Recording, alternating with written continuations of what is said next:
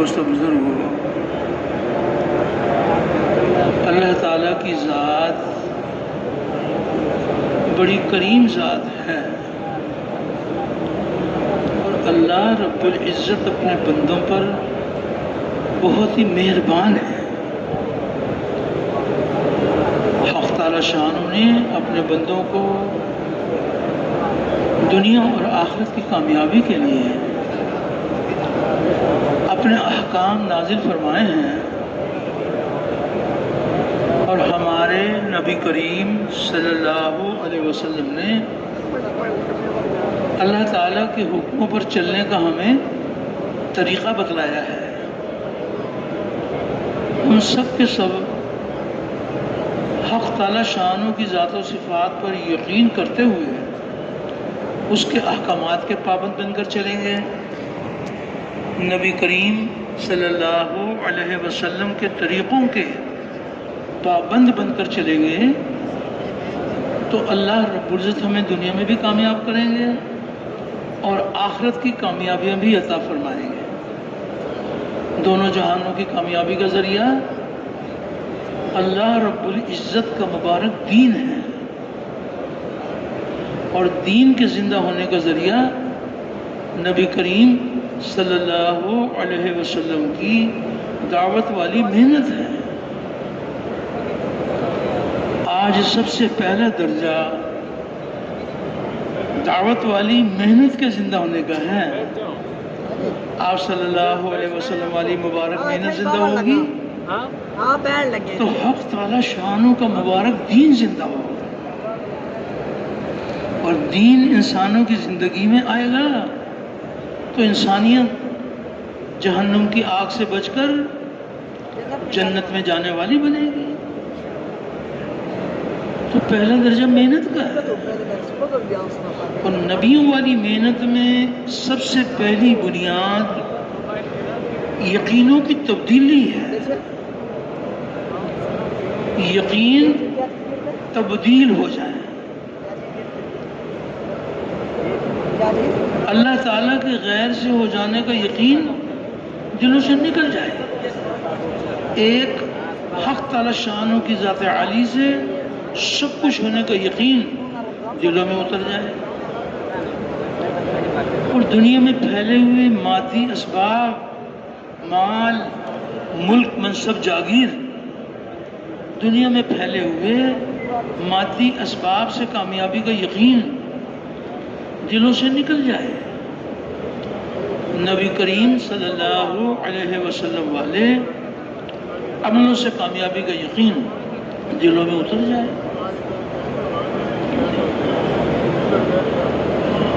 سب سے پہلی بنیاد یقین کا درست ہونا ہے۔ تو یقینوں کی تبدیلی کا بڑا ذریعہ یہ مبارک کلمہ اور کلمے کی مبارک دعوت ہے۔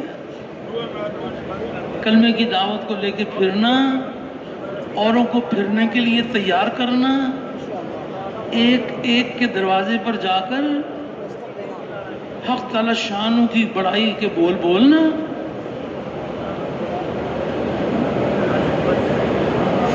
اللہ ہی ہمارا مالک ہے، اللہ کے سوا کوئی ہمارا مالک نہیں ہے، اللہ رب العزت ہی پالنے والے ہیں، اللہ کے سوا کوئی ہمارا پالنے والا نہیں ہے، وہی درد مندوں کے درد دور کرنے والا، غم زدوں کا راحت رساں، مجبوروں کی پکار سننے والا، بے یار و مددگار کی مدد کرنے والا، ہر اکیلے کا ساتھی، ہر اکیلے کا ہمدم، اور اللہ اتنا قریب جو کسی سے دور نہیں۔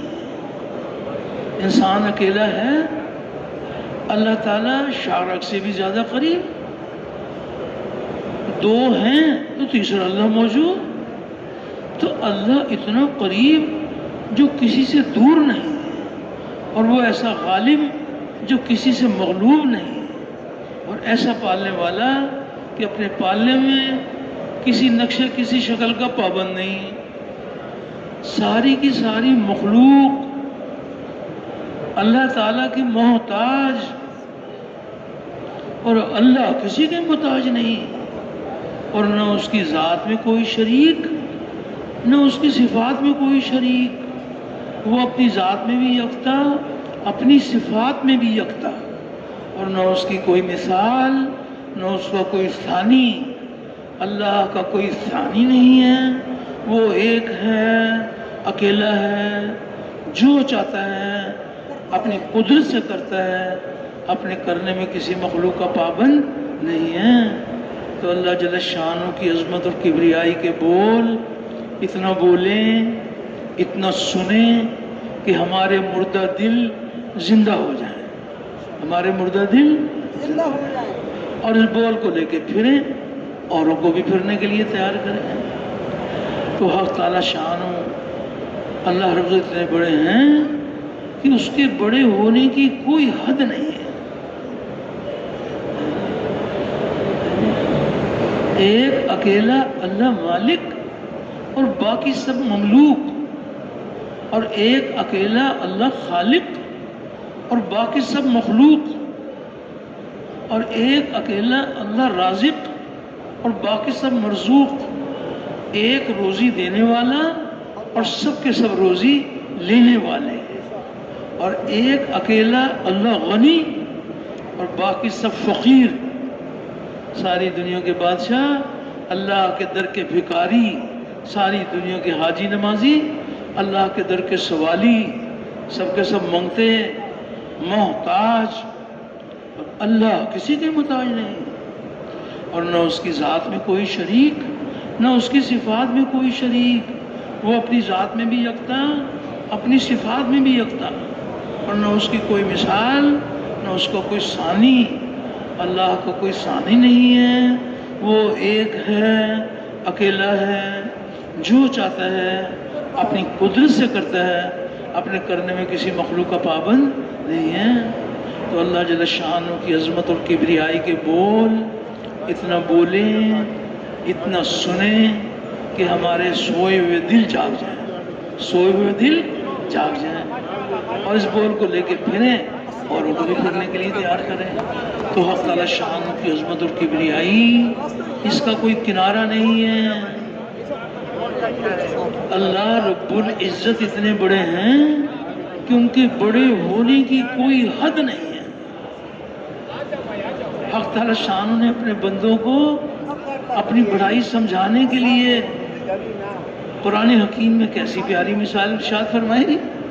یوں آتا ہے کہ تمام دنیا بھر کے درختوں کو تراش کر قلم بنا لیں اور موجودہ سمندر اس کی سیاہی تیار کر لیں، اور 7 سمندر اور اس کی کمک پر آ جائیں، اس کی سیاہی بھی تیار کر لیں، اور جس قدر مخلوقات ہیں، یعنی سارے فرشتے، سارے انسان، سارے جنات، ساری مخلوقات، حق تعالی شانوں کی عظمت اور کبریائی، اللہ رب العزت کے کمالات لکھنا شروع کر دیں تو لکھنے والوں کی عمریں تمام ہو جائیں، اور قلم گھس گھس کر ٹوٹ جائیں، اور سمندروں کی سیاہی ختم ہو جائے، اور اللہ کی بڑائی ختم نہ ہو۔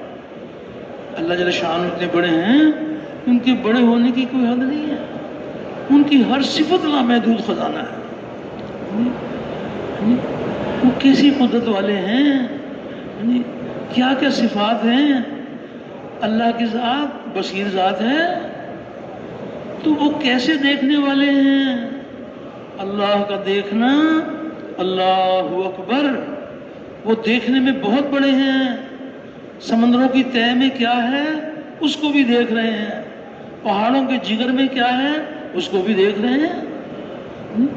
وہ ایسے دیکھنے والے ہیں کہ ایک آسمان دوسرے آسمان کو اللہ تعالیٰ سے چھپا نہیں سکتا، اور ایک زمین دوسری زمین کو اللہ سے نہیں چھپا سکتی۔ اللہ کا دیکھنا، اللہ اکبر، وہ دیکھنے میں بہت بڑے ہیں۔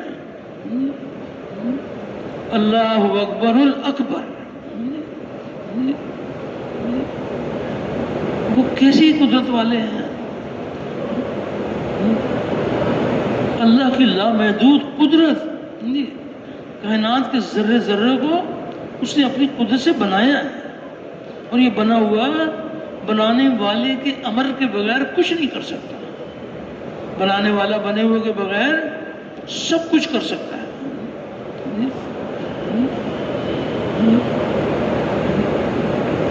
تو جب بھی ہم آپس میں ملیں، ایک دوسرے سے ملاقات ہو، اللہ تعالیٰ کی بڑائی، اس کی عظمت اور کبریائی، وہ کیسی شان والا ہے.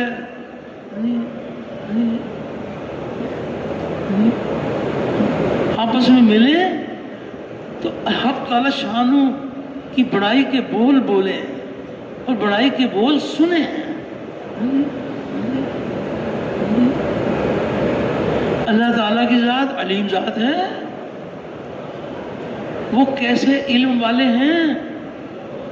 اللہ کا علم، اللہ اکبر، وہ علم میں بہت بڑے ہیں. اللہ اکبر الاکبر. وہ علیم ذات ہے، اس کے علم کی کیا شان ہے.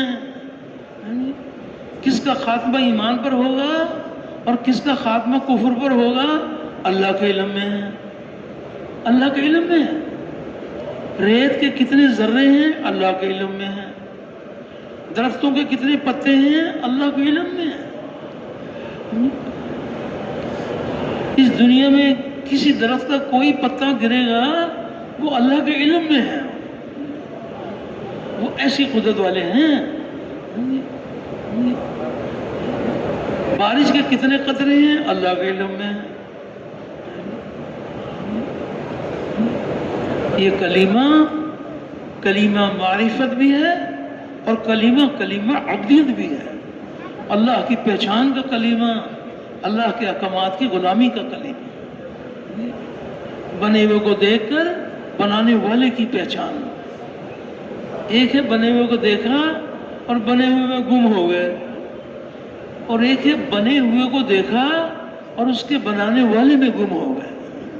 وہ کیسی قدرت والا ہے. کیا کیا وہ اپنی قدرت دکھا چکا اور کیا کیا اپنی قدرت دکھا رہا ہے اور کیا کیا اپنی قدرت دکھائے گا. جو حق تعالی شانوں اپنی قدرت دکھائیں گے، وہ بھی اللہ نے غیب کی خبریں سنا دی کہ ہم نے اس کائنات کو اپنی قدرت سے بنایا ہے، اور یہ جب تک اس کو رکھیں گے، جب تک اللہ چاہیں گے رکھیں گے. جب چاہیں گے تو ساتوں آسمان، ساتوں زمینیں، چھوٹے بڑے سارے نقشے وہ جس کے حکم سے بنے تھے اس کے حکم سے ختم ہو جائیں.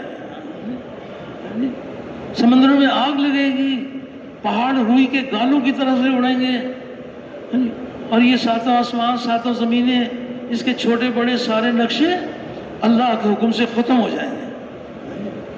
عرش کے اٹھانے والے فرشتوں کی روح نکال دی جائے گی. وہ ایسی قدرت والے ہیں کہ غیب کی خبریں اللہ نے سنائی ہیں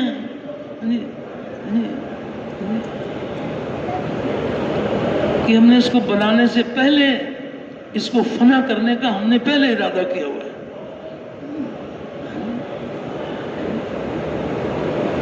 جب یہ نقشہ سارا ٹوٹ جائے گا تو ملک الموت اسرائیل علیہ السلام حق تعالی شانوں سے عرض کریں گے کہ اے باری تعالیٰ، اب تو آپ کی ذات باقی اور چار ہم باقی سب ختم. آپ کی ذات باقی اور چار ہم باقی. چار کون کون سے باقی؟ جبرائیل علیہ السلام، میکائیل علیہ السلام، اسرافیل علیہ السلام، اسرائیل علیہ السلام. باقی سب ختم. تو فرشتہ عرض کرے گا آپ کی ذات باقی، چار ہم باقی. حق تعالی شانوں کا ملک الموت کو حکم ہوگا کہ ان تین فرشتوں کی روح بھی نکال دو. تو ملک الموت اسرائیل علیہ السلام تین فرشتوں کی روح بھی نکال دیں گے. کون کون سے فرشتے کی روح نکالیں گے؟ جبرائیل علیہ السلام، میکائیل علیہ السلام، اسرافیل علیہ السلام، جن کے پاؤں تحت الثرى میں سر عرش معلیٰ پر ایک پر کھولیں مشرق ڈھک جائے اور ایک پر کھولیں مغرب ڈھک جائے. اور کتنے پر جبرائیل علیہ السلام کے؟ 600 پر ہیں. یہ اللہ پاک اپنی قدرت دکھاتے ہیں کہ وہ ہر چیز کو فنا کر کے دکھائیں گے. یہ 3 بھی ختم ہو جائیں گے. پھر اب ملک الموت اللہ پاک سے عرض کرے گا کہ اے باری تعالیٰ اب تو آپ کی ذات باقی اور میں باقی. حق تعالیٰ شانہ کا حکم ہوگا ملک الموت کو کہ تو بھی مر جا. تو اللہ کے حکم سے ملک الموت بھی ختم. تو کس کی ذات باقی؟ اللہ کی ذات باقی. اللہ پاک ارشاد فرمائیں گے کہ آج بتاؤ کہ آج کس کی سلطنت ہے. تو آج کوئی مجازی کہنے والا بھی نہیں ہوگا. حق تعالیٰ شان و ارشاد فرمائیں گے کہ آج اس واحد القہار کی حکومت ہے. وہ کیسی قدرت والے ہیں، ان کے کیا کیا اختیارات ہیں.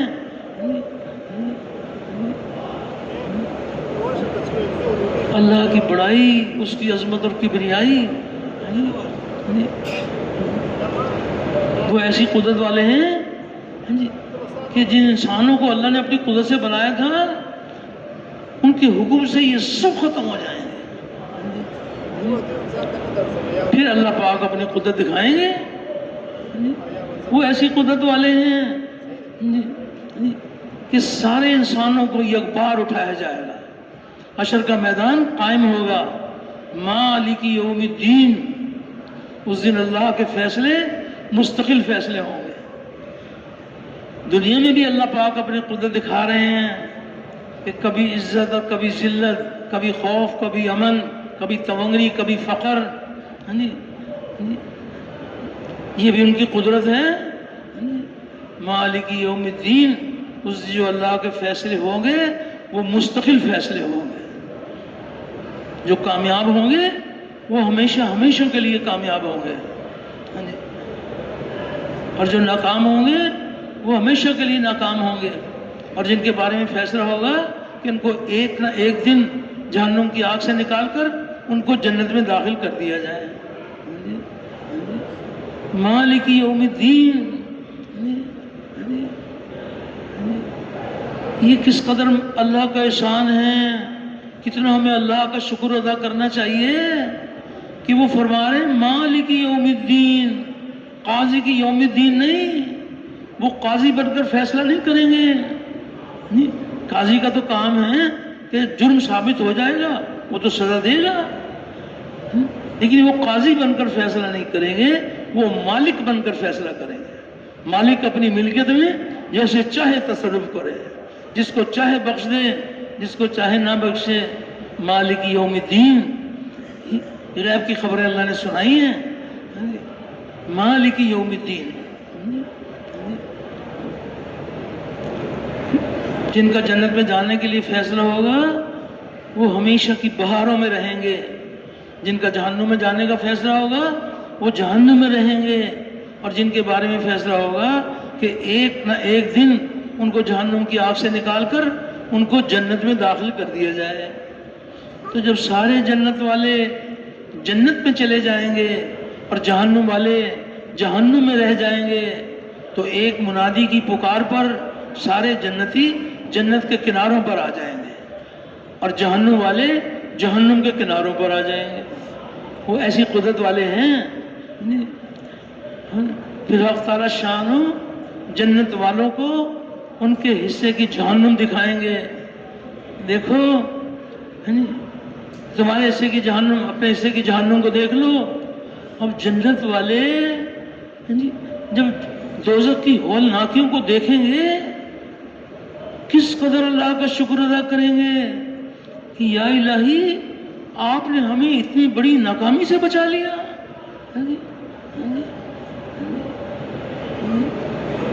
اور جہنم والوں کو ان کے حصے کی جنت دکھائی جائے گی. ہمارے خزانے میں کمی نہیں تھی، اپنے حصے کی جنت کو دیکھو. اب جہنم والے جب جنت کو دیکھیں گے تو اتنا صدمہ، اتنا غم ہوگا کہ ہم اتنی بڑی کامیابی سے محروم ہو گئے.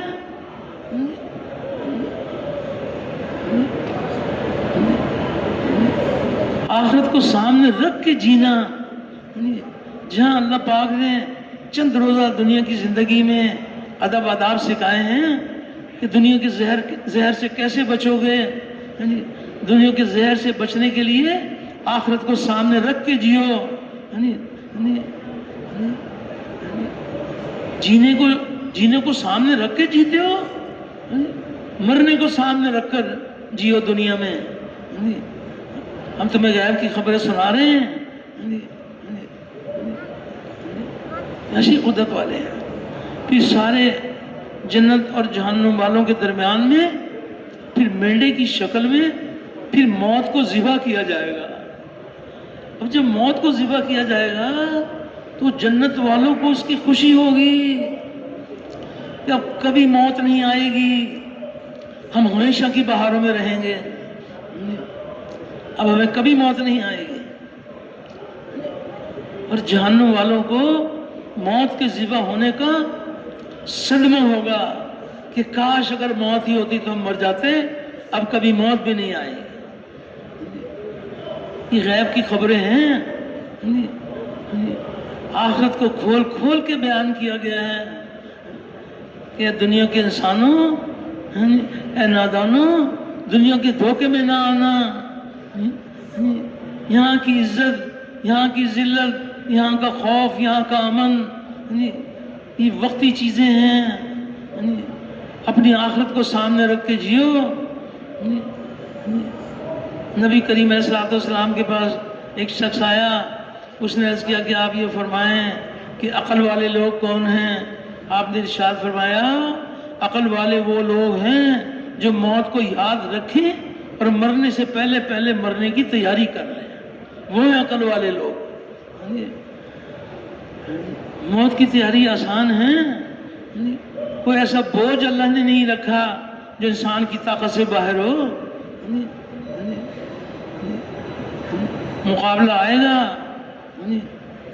یہ دنیا سودا کرے گی آخرت کا. کہ دیکھو دنیا میں یہ مال لے لو, سونا چاندی لے لو, اپنی آخرت کا سودا کرو. بڑے نادان ہیں وہ لوگ جو دنیا کے بدلے میں آخرت کو قربان کرتے ہیں. ہمیشہ ہمیشہ کی زندگی. وہ کیسی قدرت والے ہیں. جب اللہ اپنے فضل سے جنت والوں کو جنت میں داخل فرما دیں گے, تو جب جنت والے جنت میں جائیں گے تو کیا کیا بہاریں ہوں گی. ایک اینٹ سونے کی, ایک اینٹ چاندی کی, مشک کا اس میں مسالہ لگا ہوا ہوگا, اور موتی سے تراشے ہوئے محل ہوں گے. ایک ایک محل کے 70,000 کمرے, ایک ایک کمرے میں 70,000 کھڑکیاں, اور یہ تکیے لگائے ایک دوسرے کے سامنے بیٹھے ہوئے ہوں گے.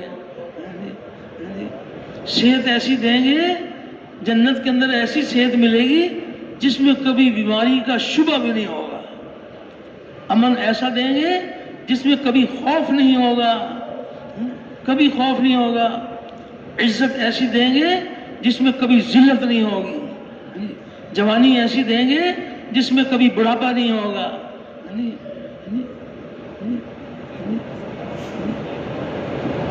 یہ دنیا کی زندگی, اس کی حقیقت کو بھی کھول کھول کے بتایا گیا ہے کہ دیکھو یہ دھوکے کا گھر ہے, اس کے دھوکے میں نہ آنا. آخرت کی تیاری کرو, اور اوروں کو بھی آخرت کی تیاری کے لیے تیار کرو. کیسی کیسی بہاریں بتائی گئی ہیں.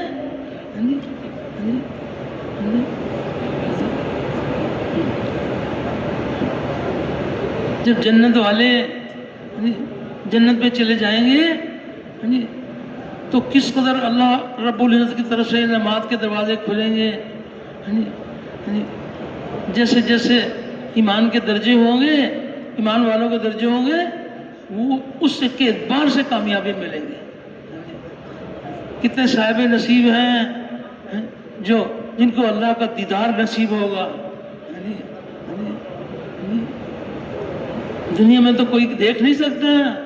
حق تعالی شان اتنے مہربان ہیں.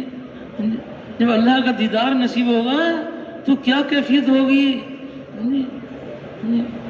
پھر حق تعالی شانوں کا حکم ہوگا، داؤد علیہ السلام کو حکم ہوگا کہ وہ جنتیوں کو اللہ کا کلام سنائیں۔ تو داؤد علیہ السلام جب اللہ کا کلام سنائیں گے تو ایسی کیفیت طاری ہوگی، ایسا سرور آئے گا کہ دنیا میں آدمی اس کا گمان بھی نہیں کر سکتا۔ ایسی مبارک مجلسیں ہوں گی، دنیا میں بھی مجلسیں ہیں، آخرت کی مجلسوں کی کیا شان ہوگی۔ داؤد علیہ السلام اللہ کا کلام سنائیں گے، اور اسی پر بس نہیں، پھر حق تعالی شانوں کا حکم ہوگا، خاتم الانبیاء امام الانبیاء کو حکم ہوگا کہ وہ جنتیوں کو اللہ کا کلام سنائیں۔ ہمارے نبی کریم علیہ الصلوۃ والسلام جنتیوں کو اللہ کا کلام سنائیں گے، جو کیفیت داؤد علیہ السلام کے ذریعے سے حاصل ہوئی تھی، یہ اس کیفیت کو بھی بھول جائیں گے، ایسا سرور طاری ہوگا۔ اور اسی پر بس نہیں، پھر اللہ جل شانہ اپنا کلام جنتیوں کو خود سنائیں گے۔ اللہ پاک چند روزہ دنیا کی خاطر آخرت کا سودا کرنا بہت گھاٹے کا سودا ہے۔ دنیا تو مقدر پہ لکھی ہوئی ہے،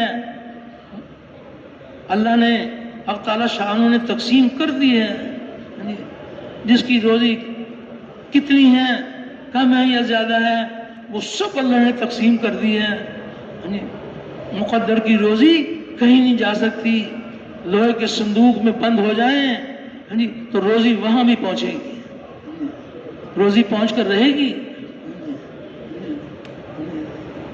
کتنے صاحب نصیب ہیں جو دنیا کی زندگی میں رہ کر آخرت کی تیاری کرتے ہیں، اور اوروں کو بھی آخرت کی تیاری کے لیے تیار کرتے ہیں۔ اس سب سے بڑا انعام جنتوں کو کیا ملے گا؟ اللہ اکبر۔ حق تعالی شانوں جنتیوں سے ارشاد فرمائیں گے، ہل رضیتم، کہ کیا تم راضی ہو گئے؟ سارے جنتی کہیں گے کہ ہمارے پروردگار، وہ کون کون سی نعمتیں ہیں جو آپ نے ہم کو نہیں دی؟ ہم تو بہت راضی ہیں۔ تو حق تعالی شانوں فرمائیں گے کچھ اور بھی لینا چاہتے ہو؟ تو جنتی سوچیں گے اللہ اکبر کہ اب اور کیا انعام اللہ پاک دینا چاہتے ہیں، جب اللہ پاک فرما رہے ہیں کہ اور بھی کچھ لینا چاہتے ہو۔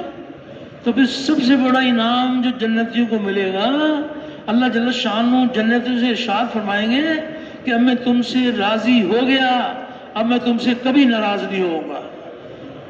یہ سارے جنتی جب اللہ کی رضا کو سنیں گے، اتنی بڑی کامیابی، اتنا بڑا انعام کہ اپنی جنت کو بھی بھول جائیں۔ یہ ہے اللہ جل شانہ کی چاہت کہ میرے بندے جہنم کی آگ سے بچ جائیں۔ اس مالک نے کس قدر اپنے بندوں کی تربیت کا قدم قدم پر اللہ نے انتظام فرمایا، انبیاء علیہ السلام کو نازل فرمایا، اللہ نے کتابیں نازل فرمائیں کہ یہ بندے یہ دھوکے سے نکل جائیں۔ جن کے مقدر میں ہوتا ہے وہ اللہ کو راضی کرنے کے لیے وہ دنیا میں اپنے مالک کے غلام بن کر رہتے ہیں۔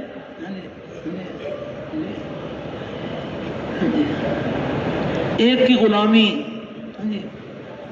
ایک ہے در در کی غلامی، اور ایک کی غلامی، جو ایک کی غلامی اختیار کر لیتے ہیں اللہ تعالیٰ ان کو در در کی غلامی سے نجات دے دیتے ہیں۔ وہ ایسی قدرت والے ہیں وہ۔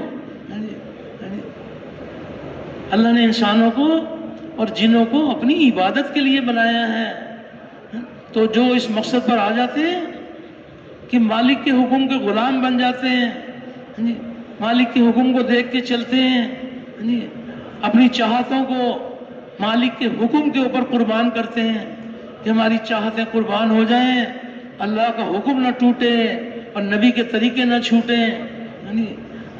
یہ اپنی چاہتوں کے پیچھے نہیں بھاگتے ہیں، خواہشات کے پیچھے بھاگنے والے بڑے نادان ہیں، اللہ تعالیٰ ان سے بہت ناراض ہیں۔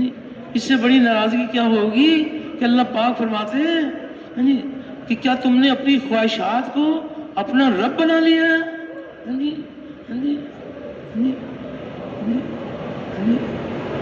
خواہشات کی پیروی کرتے ہو. قدم قدم پر اللہ پاک نے غیب کی خبریں سنا کر اپنے بندوں کو ایمان سکھائے. ان کو وہ اعمال دیے گئے جو اعمال دونوں جہانوں کی کامیابی کا ذریعہ ہے.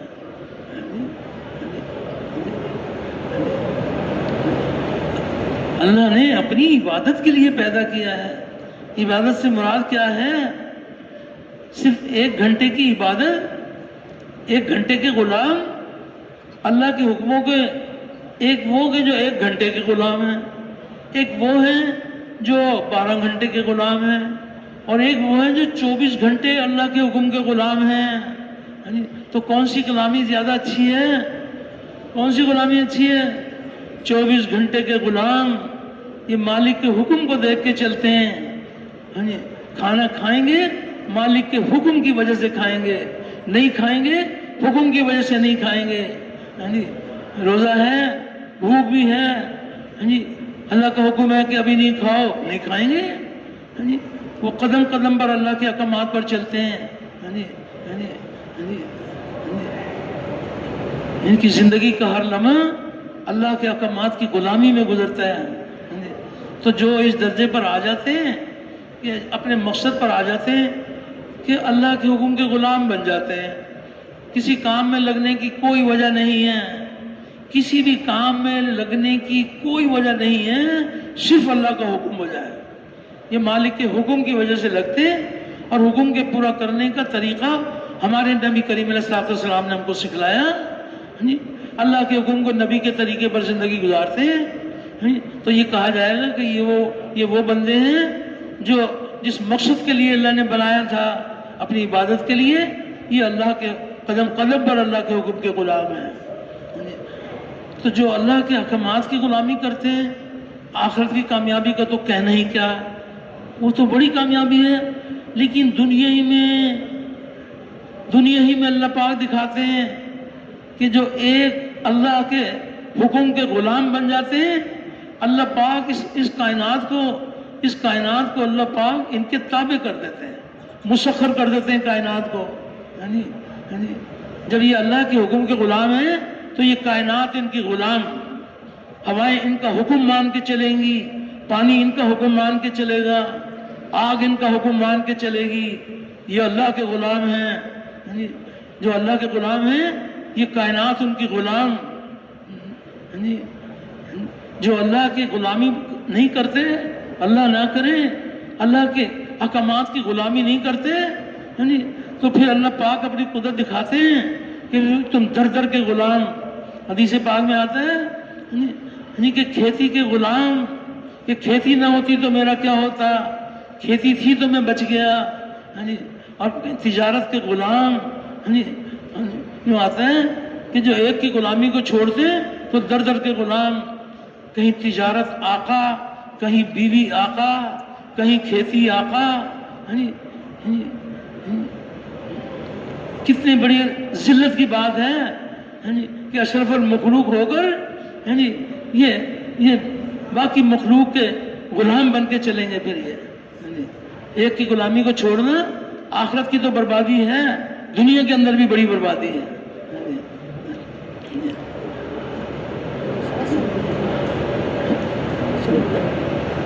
یہ سورج جو اللہ نے بنایا ہے یہ کس کی غلامی کے لیے بنایا ہے؟ یہ انسانوں کی غلامی کے لیے بنایا ہے. سورج کا فائدہ کس کو ہے جناب؟ کیوں بھائی سورج کا فائدہ کس کو ہے؟ انسانوں کو ہے. اور سورج کو انسانوں سے کیا فائدہ ہے؟ کبھی سوچا آپ نے کہ سورج کو انسانوں سے کوئی فائدہ ہے؟ کوئی فائدہ نہیں ہے. سورج کو انسانوں سے کوئی فائدہ نہیں ہے. انسانوں کو سورج سے فائدہ ہے. تو سورج کس کے لیے بنایا؟ اللہ نے انسانوں کے لیے بنایا. ہواؤں کا فائدہ کس کو ہے؟ ہوا سے فائدہ کون اٹھاتا ہے؟ انسان. اور ہوا کو انسانوں سے کوئی فائدہ ہے؟ کوئی فائدہ نہیں ہے. کوئی فائدہ نہیں ہے.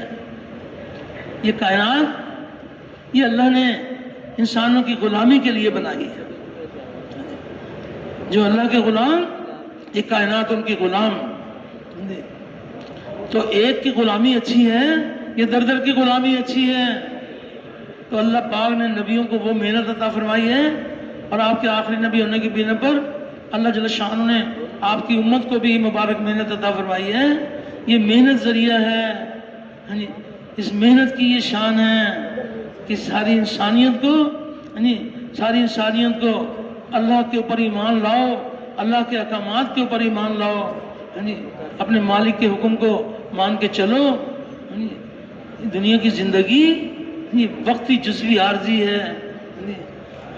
حق تعالی شان کس قدر اس امت پر مہربان ہے، اللہ رب العزت نے اس امت کو ایسی مبارک محنت عطا فرمائی ہے جو محنت ذریعہ ہے پورے عالم میں پورے دین کے زندہ ہونے کا ذریعہ انبیاء علیہ السلام کی محنت کو اللہ نے بنایا۔ تمام انبیاء علیہ السلام کلمے کی آواز کو لے کر اٹھے۔ سارے بھائی متوجہ نا بذات، تمام انبیاء علیہ السلام کلمے کی آواز کو لے کر اٹھے۔ اللہ کے غیر سے ہو جانے کا سارے ہی نبیوں نے انکار کیا۔ اللہ پاک کی قدرت سے سب کچھ اور ہر طرح ہو جانے کو سارے ہی نبیوں نے بتلایا، اور اللہ پاک کی لامحدود قدرت سے فائدے حاصل کرنے کے لیے انبیاء علیہ السلام نے اعمال کے طریقے بتلائے، وہ مبارک اعمال بتلائے جن اعمال پر اللہ جل شانہ راضی ہو کر دونوں جہانوں کی کامیابی کے دروازے کھولتے ہیں، وہ مبارک اعمال بتلائے۔ تو جن لوگوں نے انبیاء علیہ السلام کی کلمے والی بنیاد کو تسلیم کر لیا، یعنی حق تعالی شانہ کی ذات و صفات پر یقین لائے اور انبیاء اکرام کے دیے ہوئے اعمال سے وابستگی حاصل کی، وہ پھلے پھولے اور چمکے، اور اللہ نے اپنی قدرت سے ان کو کامیاب کر دیا۔ چاہے ان کے پاس دنیا کے نقشے تھے یا دنیا کے نقشے نہیں تھے، اللہ نے ان کو کامیاب کر دیا۔ اور جن لوگوں نے انبیاء علیہ السلام کی کلمے والی بنیاد کو تسلیم نہیں کیا، یعنی اللہ جل شانہ کے احکامات کی غلامی کے بجائے جی چاہی زندگی گزاری، اللہ پاک نے اپنی قدرت سے ان کو ہلاک اور برباد کر دیا۔ چاہے ان کے پاس دنیا کے نقشے تھے یا دنیا کے نقشے نہیں تھے، اللہ نے ان کو ہلاک اور برباد کر دیا۔ تو سب کے آخر میں سب کے سردار حضرت محمد صلی اللہ علیہ وسلم اسی مبارک کلمے کی بنیاد پر بھیجے گئے۔ ہمارے نبی کریم علیہ الصلوۃ والسلام کو اللہ پاک نے جو محنت عطا فرمایا کہ پہلے انبیاء علیہ السلام کی محنت کا میدان ایک قوم، ایک قبیلہ، ایک شہر، ایک گھر، اور خاتم الانبیاء کی محنت کا میدان تمام عالم بھر کے انسان اور قیامت تک آنے والے سارے انسان ہمارے نبی کریم علیہ الصلوۃ والسلام کی محنت کا میدان قرار دیے گئے۔ آپ کی محنت اس قدر جامع محنت ہے کہ تمام عالم بھر کے انسان اور قیامت تک آنے والے سارے انسان۔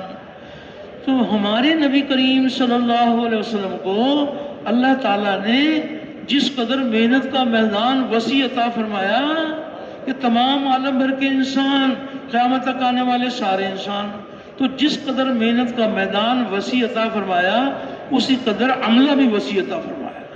اس قدر وسیع عملہ عطا فرمایا کہ آپ کی مبارک محنت آپ کی پوری امت میں منتقل کر دی گئی ہے۔ جس مبارک کام کے لیے خاتم الانبیاء کو اللہ تعالیٰ نے مبعوث فرمایا، اسی مبارک کام کے لیے آپ کے ساتھ ایک امت کو بھی مبعوث فرمایا، امت مبعوثہ۔ آج محنت اس بات کی ہو رہی ہے کہ پھر سے امت نبی کریم صلی اللہ علیہ وسلم کے نہج پر محنت کرنے والی بن جائے، امت کا ہر طبقہ کرنے اول کے طبقے کے مشابہ بن جائے۔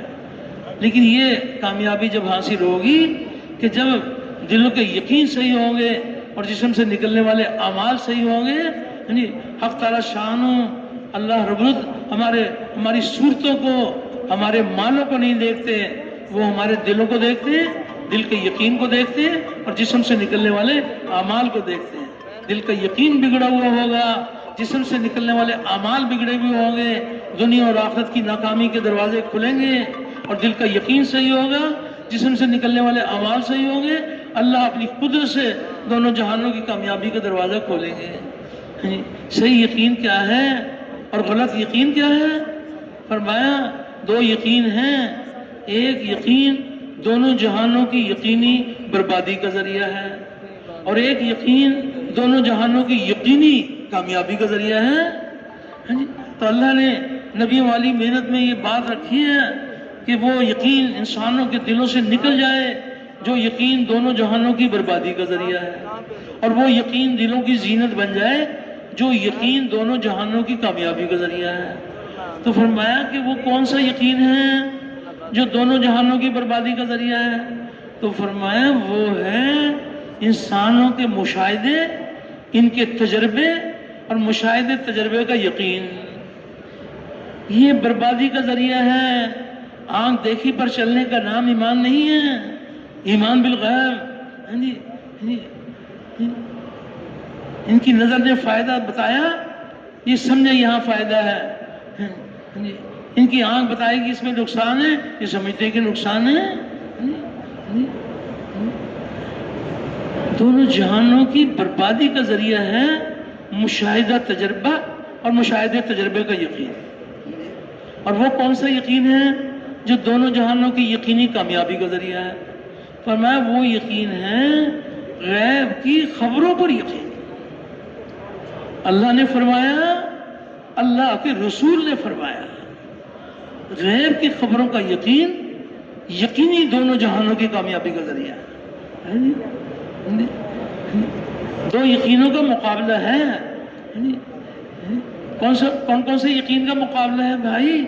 سارے بھائی متوجہ نا بلال، کون سے یقین کا مقابلہ ہے؟ مشاہدے تجربے کا یقین اور غیب کی خبروں پر یقین۔ مشاہدے تجربے کا یقین یہ انسانوں کی اپنی نسبت ہے، غیب کی خبریں اللہ اور اس کے رسول کی نسبت ہے۔ اللہ نے جو خبریں سنائی ہیں اس پر یقین لاؤ۔ مشاہدے تجربے والے ان کی زندگی کا نمونہ الگ ہے، غیب کی خبروں کے یقین والے ان کی زندگی کا نمونہ الگ ہے۔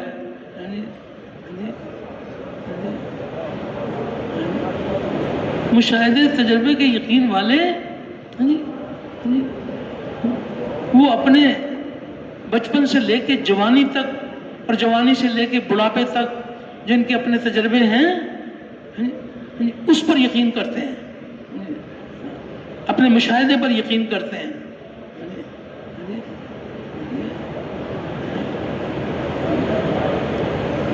غیب کی خبر بتائے گی کہ دیکھو میرے بندو، یہ راستہ یہ چھوڑ دو، یہ راستہ تمہارے نقصان کا راستہ ہے، اس راستے پر مت چلو۔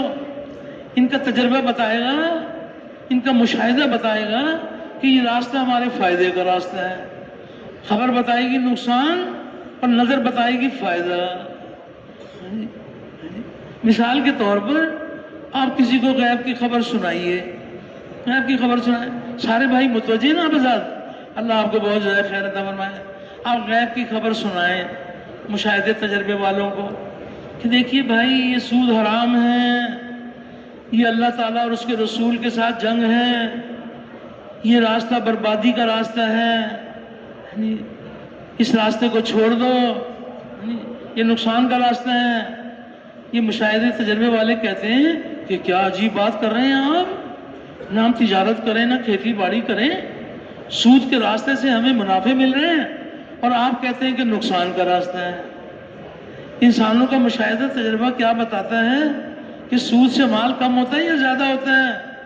ان کو نظر آتا ہے کہ سود سے مال زیادہ ہوتا ہے۔ آنکھ دیکھی پر چلتے ہو، حق تعالیٰ شان و رہنمائی فرما رہے ہیں کہ یہ تمہارے لیے نقصان کا راستہ ہے، اپنے عقل کے گھوڑے دوڑاتے ہو۔ پھر ایک اور غیب کی خبر سنائیں انہیں آپ کہ زکوٰۃ ادا کرو گے، پھلو گے پھولو گے، دنیا میں اللہ کی طرف سے یہ انعام، آخرت میں یہ انعام، 40واں حصہ اپنے مال کا 40واں حصہ زکوٰۃ میں ادا کر دو۔ 39 حصے جو تمہارے پاس بچیں گے اللہ جل شانہ اس میں اپنی رحمتوں کے دروازے کھول دیں گے، برکتوں کے دروازے کھول دیں گے، اور یہ 39 حصے کا مال یہ تمہارے بچوں کی رگوں میں جو خون بنے گا یہ خون رنگ لائے گا، یہ خون دنیا میں دین زندہ کرنے کا ذریعہ بنے گا۔ تو تم زکوٰۃ ادا کرو، مشاہدے تجربے والے کہتے ہیں کیا عجیب بات کر رہے ہیں آپ کہ زکوٰۃ ادا کرنے سے تو مال کم ہو جاتا ہے، سود سے بڑھ جاتا ہے اور زکوٰۃ سے کم ہو جاتا ہے۔ یہ ان کا مشاہدہ تجربہ بتا رہے ہیں۔ 1 کروڑ روپے کی زکوٰۃ ادا کریں تو دیکھنے میں کیا نظر آتا ہے کہ کتنا مال کم ہو گیا جناب۔ 1 کروڑ کی زکوٰۃ ادا کریں تو کتنا مال کم ہو گیا؟ 2.5 لاکھ۔ وہ کہتے ہیں بھائی یہ کیا بات ہے بھائی، 2.5 لاکھ کم ہو گیا۔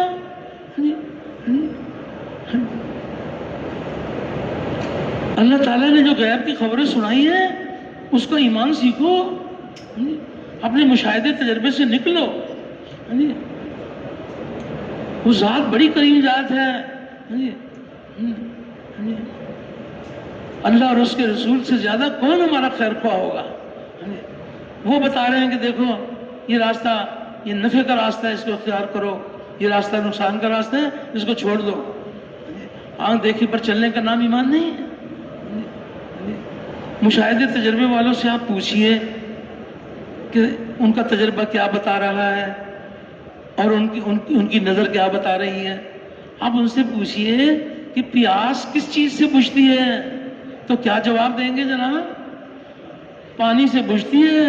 کتنی پٹائی ہوگی آخرت کے اندر کہ پانی تو مخلوق ہے، اس کو اللہ نے اپنی قدرت سے بنایا ہے، اور پیاس بجھانے کی خاصیت اللہ نے پانی میں رکھی ہے، لیکن یہ پانی یہ اللہ کے امر کا پابند ہے۔ پانی میں اللہ پاک کا امر آئے گا، پیاس بجھانے کا امر آئے گا تو اس کے امر سے پیاس بجھے گی۔ ان کو پانی نظر آتا ہے اور پانی میں اللہ کا امر چھپا ہوا ہے، اس پر ایمان سیکھا نہیں ہے۔ یقین یہ بن گیا کہ پانی سے پیاس بجھتی ہے۔ پانی پیاس بجھانے میں اللہ کے امر کا پابند ہے۔ اللہ جل شانہ پیاس بجھانے میں پانی کے پابند نہیں ہے۔ وہ چاہیں تو پانی کے بغیر پیاس بجھا دیں، پانی ان کے امر کے بغیر پیاس نہیں بجھا سکتا۔ کائنات کے ذرے ذرے میں اللہ کا امر کام کر رہا ہے۔ یہ غیب کی خبریں ہیں، یہ اللہ پاک غیب کی خبریں سنا رہے ہیں۔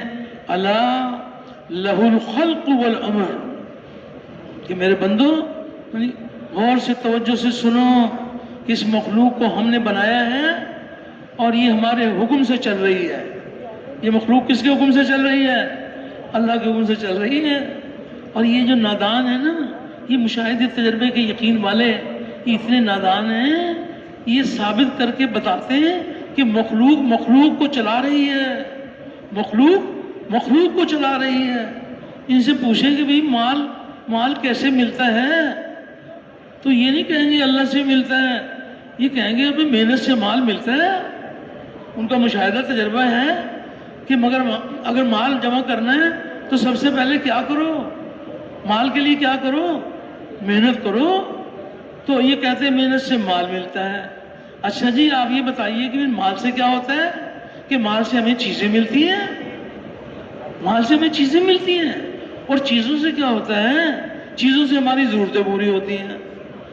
سورج سے کیا ہوتا ہے؟ ہمیں روشنی ملتی ہے۔ بادلوں سے کیا ہوتا ہے؟ ہمیں پانی ملتا ہے۔ یعنی یہ نادان ہیں، یہ ثابت کرتے ہیں کہ مخلوق کو چلا رہی ہے۔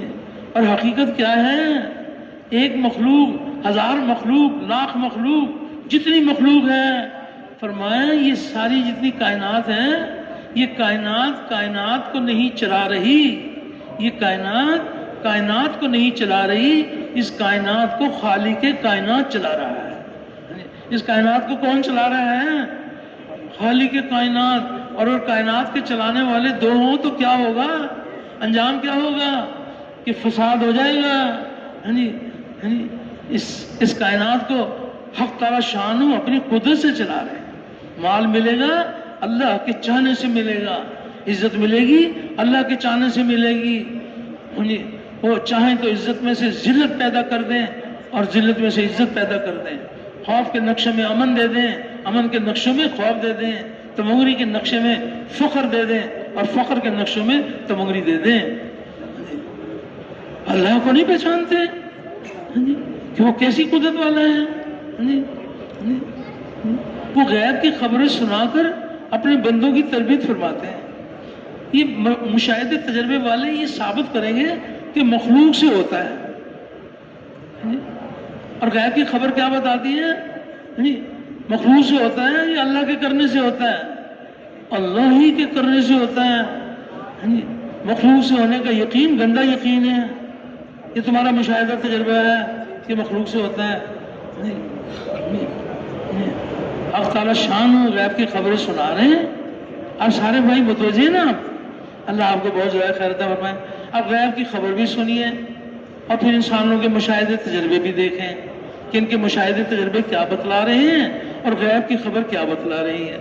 اب تعالیٰ شان ارشاد فرما رہے ہیں واللہ غالب علی امری، واللہ غالب علی امری، کہ ہمارا حکم ہر چیز پر غالب ہے۔ یہ اللہ نے فرما دیا، ہماری گردنیں جھک جائیں جب اللہ فرما رہے ہیں کہ ہم اپنے حکم کے اوپر غالب ہیں۔ اس کائنات کا کوئی ذرہ ہمارے امر کے بغیر کچھ نہیں کر سکتا، کوئی چھوٹی بڑی مخلوق کچھ نہیں کر سکتی۔ کسی درخت کا کوئی پتا گرے گا، وہ کس کے علم سے، کس کے علم میں ہے؟ اللہ کے علم میں ہے۔ کسی مخلوق میں آپ غور کر لیں، اسرافیل علیہ السلام، باقی تو چھوٹی چھوٹی مخلوق ہے، اسرافیل علیہ السلام 4 بڑے فرشتوں میں سے ہیں۔ اسرافیل علیہ السلام وہ کیا چیز لے کر کھڑے ہوئے ہیں جناب؟ وہ کیا لے کر کھڑے ہوئے ہیں؟ سور لے کے کھڑے ہوئے ہیں، تو وہ کیوں نہیں پھونک دیتے؟ کس کے حکم کا انتظار ہے؟ اللہ کے حکم کا انتظار ہے۔ ہزارہ لاکھوں سال سے کھڑے ہوئے، ہزارہ سال کھڑے رہے، حکم آئے گا تو سور پھونکیں گے۔ جس طرح اسرافیل علیہ السلام اس کے حکم کے بغیر کچھ نہیں کر سکتے، کوئی ذرہ اس کے حکم کے بغیر کچھ نہیں کر سکتا۔ اللہ پر ایمان لاؤ، اللہ کے احکامات پر بھی ایمان لاؤ، اور ہم ایمان لاتے ہیں، ہم ایمان لاتے ہیں، اللہ پر بھی ایمان لاتے ہیں اور اللہ کے احکامات پر بھی ایمان لاتے ہیں۔ ایمان مفصل، ایمان مجمل جب پڑھتے ہیں تو کتنے احکامات پر ایمان لاتے ہیں؟ کیا کہتے ہیں؟ وہ قبل تو جمیع احکام ہی یا الہی، ہم آپ کے سارے حکموں پر ایمان لائے۔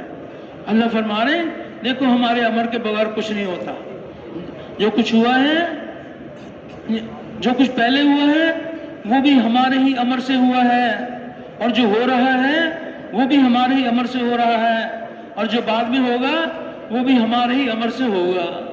یہ اللہ نے غیب کی خبر سنا دی۔ اب غیب کی خبر سنیے آپ، اللہ پاک ارشاد فرما رہے ہیں للہ الامر، للہ الامر من قبل و من بعد۔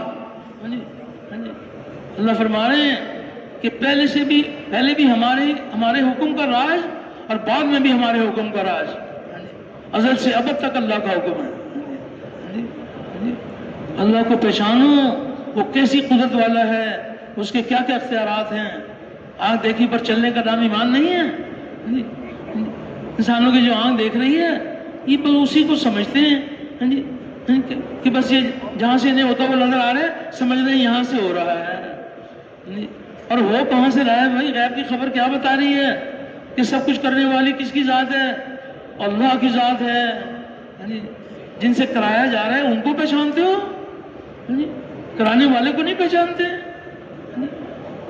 مشاہدے تجربے والے ان سے کہیں گے اچھا بھی بتاؤ یہ بات غلط ہے یہ صحیح ہے کہ ابا جان نے کمایا، ابا جان نے کمایا، اماں جان نے پکایا، اور ماں باپ نے ہمیں کھلایا، تو کہیں گے ہاں بھائی یہ تو ایسا تو ہے، ابا جان نے کمایا، اماں جان نے پکایا اور ماں باپ نے ہمیں کھلایا، تو پھر کھانے کے بعد یہ دعا پڑھا کرو کہ تمام تعریف ماں باپ کی کہ جس نے ہمیں کھلایا اور جس نے ہمیں پلایا۔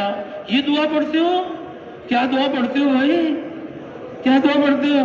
الحمدللہ الذی اطعمنا وسقانا، یہ تمام تعریف اللہ کی کہ جس نے مجھے کھلایا اور جس نے مجھے پلایا۔ ماں باپ کو تو اجر و ثواب دینے کے لیے وہ بچوں کی خدمت کرتے ہیں، اللہ پاک انہوں اجر و انعام دیتے ہیں۔ کھلانے والا کون ہے؟ اللہ۔ ساری حاجتوں کے پورا کرنے والا کون ہے؟ اللہ۔ اب آپ غیب کی خبر سنیے، اللہ پاک ارشاد فرما رہے ہیں کہ میرے بندو تم سب کے سب بھوکے ہو، میرے بندو تم سب کے سب بھوکے ہو اور جس کو میں کھلاؤں مجھ سے مانگو میں تمہیں کھلاؤں گا، اور میرے بندو تم سب کے سب ننگے ہو اور جس کو میں پہناؤں مجھ سے مانگو میں تمہیں پہناؤں گا، اور میرے بندو تم سب کے سب گمراہ ہو اور میں جس کو ہدایت دوں مجھ سے ہدایت مانگو میں تمہیں ہدایت دوں گا۔ حق تعالیٰ شان و غیب کی خبریں سنا کر اپنے بندوں کی تربیت فرماتے ہیں، قدم قدم پر اپنے بندوں کی رہنمائی فرماتے ہیں کہ آنکھ کے دھوکے سے نکلو، تمہاری آنکھ دیکھ رہی ہے یہ حقیقت نہیں ہے، جو غیب کی خبر بتا رہی ہے وہ حقیقت ہے، وہی خبر ہے۔ قدم قدم پر اللہ پاک اپنے بندوں کی رہنمائی فرماتے ہیں۔ دیکھنے میں نظر آتا ہے کہ بس اللہ کے غیر سے ہوتا ہے، یہ نظر آتا ہے کہ فلاں مخلوق نے یہ کر دیا اور فلاں مخلوق یہ کر دے گی، ان کو نظر آ رہا ہے نا، تو پھر مخلوق کے خوف میں ڈوبے رہتے ہیں۔ غیب کی خبروں پہ ایمان لاتے تو مخلوق کا خوف ختم ہو جاتا، مخلوق کا خوف۔ آپ غور کریں کہ مشاہدہ تجربہ کیا ہے، سارے بھائی متوجہ نا بازار۔ مشاہدہ تجربہ یہ ہے کہ یہ جو فلاں ملک ہے یہ بڑی طاقت والا ملک ہے، اور یہ جو ملک ہے یہ اس کی طاقت کم ہے، اور یہ قوم بڑی طاقت والی قوم ہے، اور یہ قوم جو ہے نا اس کی طاقت بہت کم ہے، اگر یہ اس قوم سے مقابلہ کرے گی تو یہ بڑی طاقت والی قوم اس کو کھا جائے گی، اور یہ ملک بڑی طاقت والا ملک ہے، چھوٹی طاقت والے سے مقابلہ کریں گے تو یہ بڑی طاقت والا چھوٹے ملکوں کو کھا جائے گا۔ یہ نظر آتا ہی نہیں آتا، کیوں بھائی یہ انسانوں کو نظر آتا ہے یا نہیں آتا کہ فلاں ملک بڑی طاقت والا اور فلاں ملک چھوٹی طاقت والا، یہ قوم بڑی طاقت والی یہ قوم کم طاقت والی۔ غیب کی خبر سنیے آپ، تو پھر کلیجہ ٹھنڈا ہوگا کہ اچھا ہم تو دھوکے میں تھے کہ مخلوق کی طاقت کوئی طاقت سمجھتے تھے، لیکن یہ کیا حقیقت اللہ پاک نے کیا ہماری رہنمائی فرمائی۔ غیب کی خبر سنا کر اللہ پاک فرما رہے ہیں ان القوت للہ جمیعا، حق تعالیٰ شان فرما رہے ہیں کہ ساری طاقت کا سرچشمہ صرف اللہ کی ذات ہے، اللہ کے سوا کسی کی طاقت نہیں ہے۔ کتنی بڑی رہنمائی ہے، ان القوت للہ جمیعا، یہ ساری طاقت کا سرچشمہ اللہ کی ذات ہے۔ تو پھر یہ جس کے پاس طاقت نظر آ رہی ہے اس کا کیا مطلب ہے؟ فرمایا اگر کسی ملک کے پاس طاقت ہے تو یہ اللہ کی عطا ہے، اس کی ملکیت نہیں ہے، اللہ نے اس کو دی ہے، یہ اللہ کی عطا ہے۔ وہ جانتے ہیں کہ ان کو سلطنت چلانے کے لیے طاقت کی ضرورت ہے، وہ طاقت دے دیتے ہیں اور امتحان کے طور پر دیتے ہیں، امتحان کے طور پر دیتے ہیں کہ جس ملک کو جو وہ طاقت دے رہے ہیں تو وہ امتحان لیں گے کہ یہ اپنی طاقت کو عدل کے لیے استعمال کرتے یا ظلم کے لیے استعمال کرتے ہیں۔ اگر یہ اللہ کی دی ہوئی طاقت کو ظلم کے لیے استعمال کرتے اللہ اپنی قدرت سے ان کو ناکام کرتے ہیں، اور اللہ کی دی ہوئی طاقت کو عدل کے لیے استعمال کرتے اللہ ان کو کامیاب کرتے ہیں۔ تو یہ جس کے پاس جو طاقت ہے اس کی ذاتی ہے، یہ اللہ کی دی ہوئی ہے، مانگی ہوئی چیز ہے جناب، مانگی ہوئی چیز ہے جس کو اپنی ملکیت سمجھتے ہو، یہ تمہاری ملکیت نہیں ہے، یہ طاقت اللہ کی ملکیت ہے، اور جو دینا جانتا ہے وہ لینا بھی جانتا ہے، جب چاہے گا تم سے چھین لے گا۔ یہ نہیں کہ وہ دینے کے بعد مجبور ہو گیا کہ اس نے طاقت دے دی تو بس اس کے ہاتھوں سے وہ طاقت چلی گئی، کائنات کے ذرے ذرے پر اس کا قبضہ ہے۔ قوم عاد انہوں نے کیا کہا تھا جناب، آپ آزاد علماء سے سنتے ہیں نا، انہوں نے کیا کہا تھا، من اشد منا قوہ، کہ ہم سے زیادہ طاقت والی اور کون سی قوم ہے؟ طاقت دی اللہ نے، اور کیا کہہ رہے ہیں کہ کس کی طاقت ہے؟ قوم عاد کیا کہہ رہی تھی، کس کی طاقت ہے؟ من اشد منا قوہ، تو اللہ نے اپنی قدرت دکھائی، ایسی طاقت دی تھی اللہ نے ان کو کہ وہ اپنے بغل میں درخت کو دبا کر، اس کے تنے کو اپنے بغل میں دبا کر اس کو ہلا کے زمین سے کھینچ لیتے تھے، ایسی طاقت والی قوم تھی۔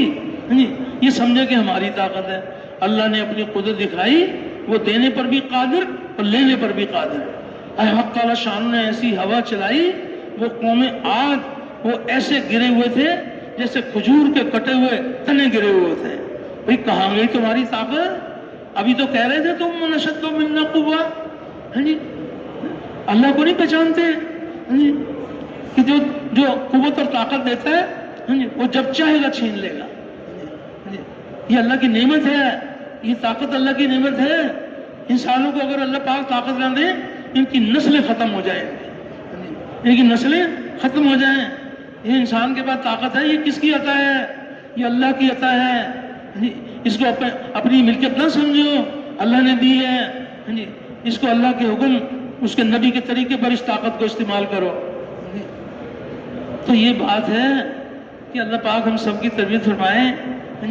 تو پھر یہ بتائیے کہ اس کائنات کے اندر جو کچھ بھی ہو رہا ہے وہ کس کے چاہنے سے ہو رہا ہے؟ سارے بھائی بتاؤ بھائی. اللہ کے چاہنے سے ہو رہا ہے. جو چاہتا ہے اپنی قدرت سے کرتا ہے. اللہ اکبر، وہ بڑی طاقت والا ہے. اللہ ہی سے ہوتا ہے. یہ دعوت دیا کرو اللہ سے ہوتا ہے، اللہ کے غیر سے نہیں ہوتا. اللہ کا سارا غیر اللہ کے امر کے بغیر کچھ نہیں کر سکتا. اللہ تعالیٰ سارے غیر کے بغیر سب کچھ کر سکتے ہیں. اللہ اکبر، کیا شان ہے. اور غیر کی خبر سنیے آپ. کتنا دل میں یقین اترتا ہے کہ جب اللہ فرما رہے ہیں گردنیں جھک جاتی ہیں اللہ کے سامنے کہ یہ اللہ نے فرمایا ہے. ہم تو آج تک دھوکے میں رہے کہ مخلوق سے کچھ ہوتا ہے. اللہ فرمانے کسی مخلوق سے نہیں ہوتا. حق تعالیٰ شان و غیب کی خبر سنا رہے ہیں. کل کل من عند اللہ، کل من عند اللہ، کہ میرے حبیب آپ کہہ دیجئے کہ سب کچھ اللہ کے کرنے سے ہوتا ہے. یہ غیب کی خبر ہے. کس قدر اللہ پاک کی کرم نوازی ہے کہ وہ فرما رہے ہیں کہ ہمارے کرنے سے ہوتا ہے. یہ کائنات کو اللہ نے بنایا ہے اور یہ بنا ہوا بنانے والے کے امر کے بغیر کچھ نہیں کر سکتا. یہ سارے جسم جو ہے نا، یہ جسم سے ہوتے ہوئے نظر آتا ہے. یہ جسم سے نہیں ہوتا، یہ روح سے ہوتا ہے. یہ انسان کے جسم میں روح ہے